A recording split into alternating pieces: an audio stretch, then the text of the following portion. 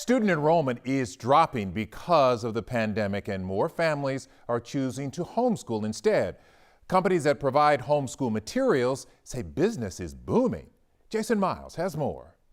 School at home is common these days, with districts doing virtual learning.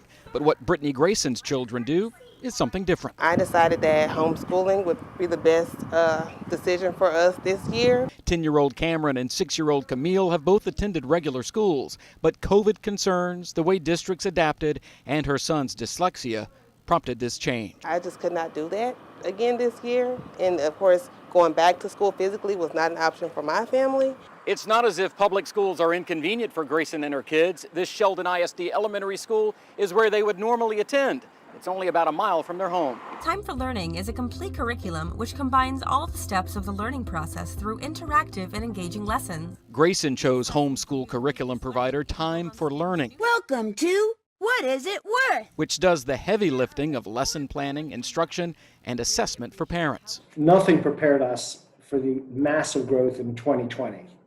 It's been a huge increase. Founder and president John Edelson says homeschoolers like Cameron and Camille accounted for just about 3 or 4% of students before the pandemic. Now his company alone is looking at double the number of enrollees compared to the beginning of the year.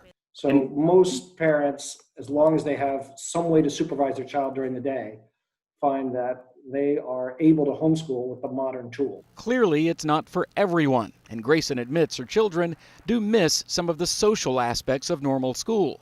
But she expects the homeschool community will be a lot more active when things get back to normal. We are definitely sticking with it for now. In Harris County, Jason Miles, KHOU 11 News.